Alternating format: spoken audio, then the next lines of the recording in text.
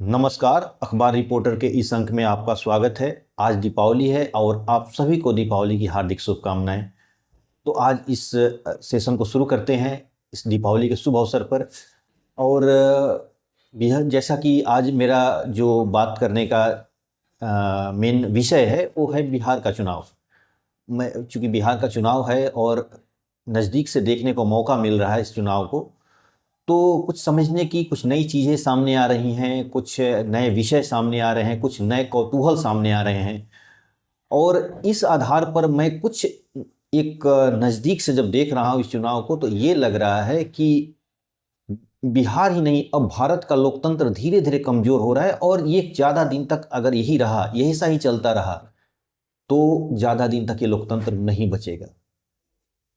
अब ऐसा मैं क्यों कह रहा हूँ, तो इसके कुछ ज़रूरी जो तस्वीरें सामने आई हैं जो आपको बताना ज़रूरी है। सबसे पहली बात कि हम देखते हैं कि जब हम 1947 के पहले जाते हैं तो मोतीलाल नेहरू होते हैं। मोतीलाल नेहरू के बाद फिर जवाहरलाल नेहरू आ जाते हैं, फिर इंदिरा गांधी, फिर राजीव गांधी और फिर अभी राहुल गांधी हैं। यानी एक सिलसिला चलता हुआ है, एक परिवार। और अक्सर कांग्रेस पर खासतौर पर परिवारवाद का आरोप लगा ही लगा। लेकिन अब कोई इस विषय पर अब चर्चा भी नहीं करता। अगर हम देखें तो जेपी जयप्रकाश नारायण, जो कि बिहार के अभी जितने बड़े बड़े नेता हैं लगभग इसी आंदोलन से निकले हुए थे। जो जेपी का आंदोलन, जो इमरजेंसी इंदिरा गांधी जी ने लगाई थी, उसके बाद जो एक लहर पैदा हुआ, इस लहर में बहुत सारे नेता पैदा हुए हैं, जैसे लालू प्रसाद यादव, नीतीश कुमार, रामविलास पासवान, मैंने तमाम तरह के एक लीडर्स पैदा हुए। और इन्होंने भारतीय राजनीति को एक बहुत बड़ी ऊर्जा दी, भारत के लोकतंत्र को एक बहुत सहारा दिया। और लगने लगा था कि भारत का लोकतंत्र अब गहराइयों तक, मतलब एक इसकी नींव बहुत मजबूत हो गई है, अब इसे हिलाने वाला कोई नहीं है। लेकिन अब बिहार के चुनाव को देखने के बाद हमें लगता है कि अब ये चुनाव एक तरह से सिर्फ परिवार का चुनाव रह गया है। एक तरफ बीजेपी है, दूसरी तरफ ऑल है।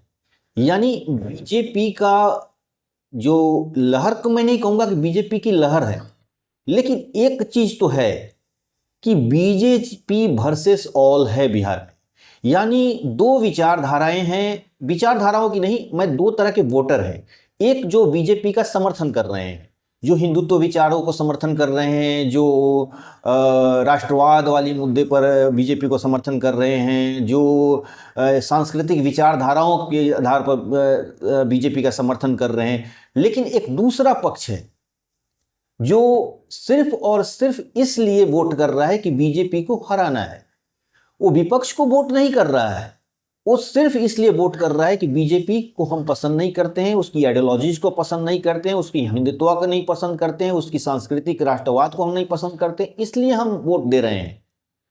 बड़ी गंभीर बात है ये, जरा टेक्निकल चीजें हैं, जरा समझने की जरूरत है। यानी बीजेपी को वोट नहीं कर रहा है, बीजेपी के विरोध में वोट नहीं कर रहा है, वो सिर्फ और सिर्फ इसलिए वोट कर रहा है कि हमें बीजेपी को हराना है, चाहे कोई भी पार्टी हो। चाहे जहां पर आरजेडी हो तो वो आरजेडी का समर्थन कर रहा है, जहां वो कम्युनिस्ट पार्टी हो तो वहां कम्युनिस्ट पार्टी को समर्थन कर रहा है, जहां वो कांग्रेस हो वहां कांग्रेस को समर्थन कर रहा है। यानी वो कांग्रेस को वोट इसलिए नहीं दे रहा है कि कांग्रेस का वो समर्थक है, कांग्रेस का वो विचारधाराओं का समर्थक है, वो सिर्फ इसलिए दे रहा है कि हमें बीजेपी को जीतने नहीं देना है। यानी विपक्ष नहीं है, विपक्ष की अपनी कोई विचारधारा नहीं है, विपक्ष की अपनी कोई समझ नहीं है।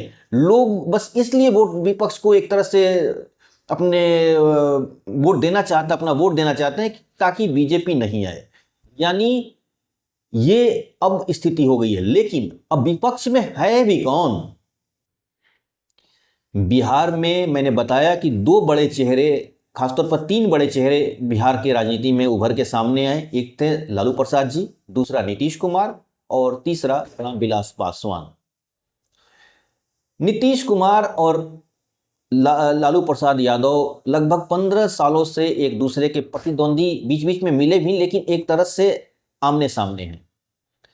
लालू प्रसाद जी जो एक समाजवाद का लहर लेकर आए थे, एक गरीब जो गुरबे लोग थे उनकी आवाज बन के आए थे, और लगभग समाज के वो निचले तबके को, वो ऐसे लोग जो कभी सोच भी नहीं सकते थे कि वो 4 व्हीलर पर बैठेंगे, उन्होंने उनको संसद और विधानसभा में पहुंचा दिया।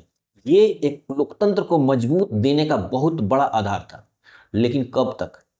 लालू यादव के फर्स्ट टर्म तक। फिर बाद में लालू यादव ने क्या किया?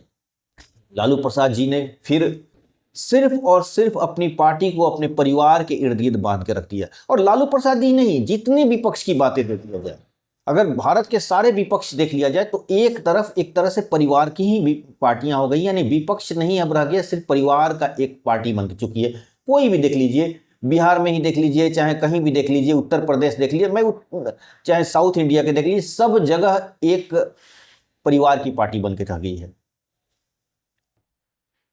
यानी बीजेपी को अगर आपको हराना है तो उसके बराबर की एक उसका विरोधी विचारधाराओं को ऊपर उठाना होगा। सिर्फ इसलिए नहीं कि हम बीजेपी का ऑपोजिशन में हैं और वोट हमें इसलिए दिया जाए कि आप बीजेपी को पसंद नहीं करते हैं, इसलिए आप हमें वोट इसलिए दिया जाता है कि ताकि हम बीजेपी को तो पसंद नहीं करते, लेकिन आपकी विचारधाराओं को पसंद करते हैं। लेकिन आपके पास कोई विचारधारा है ही नहीं, सिर्फ और अब आप आरजेडी को ही देख लीजिए, पूरा का पूरा परिवार जुड़ा हुआ है। अब कुछ तस्वीरें बड़ी सामने आई हैं, जैसे उपेंद्र कुशवाहा अपने वाइफ को एक तरह से टिकट दे रहे हैं, चिराग पासवान अपने भांजे को दे रहे हैं, जीतनराम मांझी अपने पूरे परिवार को, बेटे को, बहू को, समधन को, सबको दे रहे हैं टिकट। ये कहाँ जा रहा है लोकतंत्र? सोचने की बात है ये। दूसरी बात, लोकतंत्र का मतलब होता है कि एक ऐसा आदमी जो पार्टी की विचारधाराओं से जुड़ा हुआ है और लंबे समय तक उसकी विचारधाराओं को आगे बढ़ाने की कोशिश करता है, और फिर पार्टी जब देखती है कि ये आदमी जनता के बीच में बहुत दिनों तक समय गुजारा है, जनता के बीच में बहुत समय तक हमारे विचारधाराओं को आगे बढ़ाया है, इसलिए इसे टिकट देना जरूरी है। लेकिन हो क्या रहा है? कोई पैराशूट से आता है, कोई हाईजैक करके जंप मारता है और सीधा टिकट लेके निकल जाता है। और वो कार्यकर्ता जो 20 साल 25 सालों तक अपनी एक मेहनत से उस पार्टी को सींचता है, उसको टिकट मिल ही नहीं रही है। इस ऐसे में आपको लग रहा है कि टिकट बेचे जा रहे हैं। और अब इस ऐसी बात नहीं है, ये सच्चाई है, टिकट बेचे जा रहे हैं। यह है कि चुनाव इतना महंगा होते जा रहा है कि इसमें आम आदमी कहाँ जाएंगे। दूसरी बात, कार्यकर्ताओं में अब विचारधारा भी नहीं रह गई है। अब कार्यकर्ताओं का काम क्या रह गया है कि अपने नेताओं के जन्मदिन पर फोटो के आगे केक काटना, अगर कोई दिवंगत नेता है, जैसे बड़े नेता हैं, तो उन पर माला डालना, कहीं कहीं जाकर उनके पर्चे बांटना। मतलब एक तरह के ऐसा कोई कार्यकर्ता भी नहीं रह गया। अब ऐसे कार्यकर्ता सोचते हैं कि हमें टिकट मिल जाए, तो इस तरह का बटर लगाने से, इस तरह का फोटो सेशन करने से तो टिकट मिलता नहीं भाई। आपको कुछ प्रूफ करना भी पड़ता है, करना पड़ेगा। मतलब आपको ये दिखाना पड़ेगा कि मैं पार्टी में हूं, लेकिन सिर्फ पार्टी के ही नहीं, मैं अपना इमेज भी डेवलप किया हूं। ऐसे कोई कार्यकर्ता है भी नहीं। तो ऐसे में पार्टियों को भी लगता है कि भाई ये जिंदगी भर ये झंडा ही उठाए हैं, कुछ किए, अपना इमेज तो इन्होंने बनाया नहीं है, न लोगों के बीच में ही जाकर कुछ अपने किसी तरह की प्रूफ करने की कोशिश की अपने आप को। तो अच्छा है कि चलो भाई, कोई डांसर को, किसी गायक को, कोई फिल्म एक्टर को लगा, चलो उन्हीं को टिकट दे दिया जाए, कम से कम ये तो रहेगा कि जीत जाएगा ये। और वोटर भी वो बात नहीं रह गई है जो विचारधारा पर। मैं याद करिए वो 90 का लालू प्रसाद जी के कितना भी समय खराब हो, कितना भी उसे जंगल राज कहा जाए, लेकिन वो दौर याद कीजिए कि कार्यकर्ता किस तरह उनके पार्टी के प्रति एक लॉयल होता था। लेकिन आज वही आरजेडी है, वही। और मजे की बात तो देखिए, आज जो टिकट लेके जो अटैची में पैसे लेकर घूम रहे हैं, वो कई दरवाजों पर अपना नॉक किए रहते हैं। अगर आरजेडी दे दी, बार्गेनिंग हुआ, तय हो गई, टिकट मिल गया, ठीक है, नहीं तो फट तो दूसरी पार्टियों के लिए भी तैयार है। माने आरजेडी के बदले में वो जेडीयू में चले जाएंगे, बीजेपी में चले जाएंगे, या मतलब जो भी उनको ऑप्शन मिलेगा उसके लिए वहां जाने के लिए तैयार है। अब ये पार्टियां भी देखती हैं कि भाई पैसे कोई आम कार्यकर्ता तो दे नहीं पाएगा, चुनाव इतना महंगे हो गए, वो लड़ भी नहीं पाएगा, तो वो देखते हैं कि भाई एक ऐसा आदमी को, जो कोई बिजनेसमैन हो, कोई एक्टर हो, कोई क्रिमिनल सी क्यों ना हो, भले उसके पास पैसा तो है, बालू माफिया हो, शराब माफिया हो, फिरौती वाला हो, अब ऐसे ऐसे लोगों को टिकट मिला है इस बार जो प्रॉक्सो जैसे, मतलब एक तरह से बलात्कार जैसे रूम में उनका नाम आया है, ले वो भी अपने वाइफ को, अपने परिवार के लोगों को टिकट दिला दिए और पार्टियां उनको दे भी दी। तो मैं ये बोल रहा हूं कि भारत का लोकतंत्र अब ज्यादा दिन नहीं चलेगा, यही रवैया रहा तो इसी की वजह से कह रहा हूं कि जब आपके पास कोई ढंग का कार्यकर्ता ही नहीं है, आपके पास कोई विचारधारा ही नहीं है, आपके पास कोई, अब देखिए ना, जितनी पार्टियां हैं आमतौर पर जातियों के नाम पर, विपक्ष में जितनी रीजनल पार्टियां वो जातियों के नाम पर है, भले वो ABCD कुछ भी बोलते रहते हैं, अपना समीकरण वो समीकरण ये वो, लेकिन सच तो यही है कि वो जातियों की पार्टी है और जातियों के बाद अपने परिवार की पार्टी है। मैं थोड़ा गलत बोल दिया, परिवार की पार्टी है और परिवार से थोड़ा आगे बढ़ती है तो बस अपनी जातियों की पार्टी है। आज कोई न कार्यकर्ता बढ़िया रह गए हैं, न पार्टी वर्कर न रह गए हैं, ना वोटर उस तरह का है। यानी लोकतंत्र में अब किसी का, एक तरह से लोकतंत्र परिवारवाद, जातिवाद, धार्मिक उन्माद, हिंदू मुस्लिम, अब यही बस एक रह गया है। और इससे अगर पार्टियां आज नहीं निकलेंगी तो भारत का लोकतंत्र खत्म हो जाएगा। अब देखिए ना, बिहार ही लीजिए, बिहार जैसे गरीब राज्यों में करोड़ों करोड़ एक कैंडिडेट पानी की तरह बहा रहा है पैसा चुनाव जीतने के लिए। तो साउथ इंडिया की बात छोड़ दीजिए, वहां पर तो पैसा है भाई, वहां पर तो अरबों अरबों बहाए जा रहे हैं पैसे। अब ये जो लोग करोड़ों रुपया पैसा बहा रहे हैं, तो क्या वो सोचिएगा कि वो जनता की सेवा करेंगे, या वो अपने परिवार की सेवा करेंगे, या अपना खुद शरीर सेवा करेंगे? सोचने की बात है।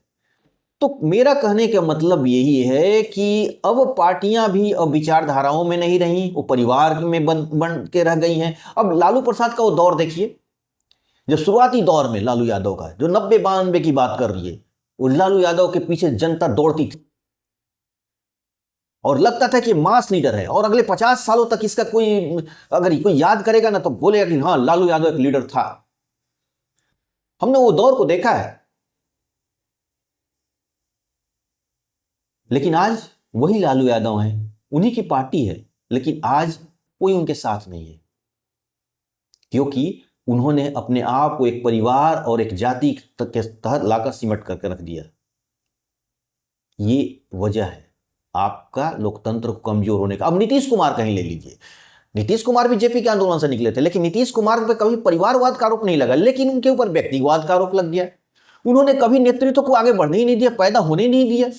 बस मैं ही हूं, मैं ही डिसीजन लूंगा, मैं ही आगे करूंगा, इसके सिवाय नीतीश कुमार ने कुछ नहीं किया। इसलिए इनकी पार्टी में भी कोई बड़े लीडर्स बन ही नहीं पाए। और आज नीतीश कुमार अगर राजनीति से हटते हैं, जैसा कि अवस्था हो चुकी है उनकी, एक बुजुर्ग हो चुके हैं, तो उनकी जगह लेने के लिए कोई नहीं है, क्योंकि उन्होंने भले परिवारवाद की राजनीति नहीं की, लेकिन नीतीश कुमार ने व्यक्तिवाद की राजनीति की। अपने राजनीतिक महत्वाकांक्षा को आगे किसी को बढ़ने ही नहीं दिया, और इसलिए नीतीश कुमार की पार्टी आज एक तरह से दिन पर दिन कमजोर होती जा रही है। आरजेडी दिन पर दिन कमजोर होती जा रही है, क्योंकि वह एक परिवार तक ही सीमित होकर रह गई है। और सबसे बड़ी चीज कि आज कोई पार्टी वर्कर भी नहीं रह गए हैं, क्योंकि सभी को चुनाव जिताऊ कैंडिडेट चाहिए और पैसे वाला कैंडिडेट चाहिए, जो आराम से हाईजैक करके आते हैं और टिकट लेके उड़ जाते हैं। एक जन सुराज ने कोशिश की है सुधारने के लिए, लेकिन उसमें कितना वो सक्सेस हो पाएंगे ये तो चुनाव के बाद ही पता चलेगा। कोशिश तो कर रहे हैं, अच्छे कैंडिडेट दिए, अच्छे पढ़े लिखे लोगों को दिया, लेकिन अब और पार्टियों की बात किया जाए तो उनमें ऐसी बात नहीं है। वो भले क्रिमिनल्स हो, पैसे वाले हो, और उनको टिकट मिल जाता है। और दूसरी बात की जनता को भी सोचना है, अब क्रिमिनल्स को ही आप दोगे, जाति के नाम पर वोट दोगे, तो फिर लोकतंत्र बचेगा कैसे? तो इसलिए मुझे लगता है कि अब ऐसा ही स्थिति रहा तो जिस तरह 20-25 सालों में लोकतंत्र एकदम निचले स्तर पर आ चुका है, आने वाले 20-25 सालों में ये लोकतंत्र खत्म होने के कगार में पहुंच जाएगा। इसलिए सोचने की जरूरत है, सुधारने की जरूरत है। अभी भी चीजें बिगड़ी नहीं है। अगर यही स्थिति चलता रहा, अभी साले सरहद समधन बेटा बेटियों पर अगर टिकट बांटी जाएगी, परिवारवाद एक राजतंत्र की तरह होते जाएगा, लोकतंत्र कहां बचेगा? तब लोकतंत्र के लिए कोई जगह ही नहीं है। कार्यकर्ता क्यों आपके लिए दौड़, कार्यकर्ता क्यों आपके लिए आपके आइडियोलॉजीज के लिए अपने खून पसीना बहाएगा? क्यों बहाएगा? क्योंकि जब उसे मालूम ही है कि टिकट नहीं मिलेगा हमें, या टिकट हमारे लेने के लिए हमारे पास पैसे ही नहीं है, तो ऐसे में वो भी धीरे धीरे आपके पार्टियों से हट जाएगा। वो दूसरी बात कि आप देख रहा है कार्यकर्ता कि आपके पास कोई आइडियोलॉजी है ही नहीं, आप कभी इस पार्टी में चले जाते हैं, कभी उस पार्टी में चले जाते हैं, तो फिर आपके साथ है कौन, रहेगा कौन? आप सूटकेस लेके खड़े रहते हैं कि इस पार्टी का दरवाजा अगर खुल जाए तो इस पार्टी में घुस जाऊंगा, नहीं तो बगल वाले में घुस जाऊंगा। ऐसे ऐसे कैंडिडेट को टिकट दी जा रही है, तो ऐसे में लोकतंत्र भारत का ज्यादा दिन बचेगा नहीं। और ये मैं गारंटी के साथ कह रहा हूं, अगर इसी तरह रहेगा तो 20-25 सालों में भारत का लोकतंत्र खत्म हो जाएगा। सोचिएगा जरूर इस पर। तो आज के अंक में बस इतना ही। नए के साथ फिर आपसे मुलाकात होगी। आपसे हमारी गुजारिश है कि आप हमारे चैनल को थोड़ा सब्सक्राइब कर दीजिए, लाइक और शेयर जरूर करिएगा। धन्यवाद।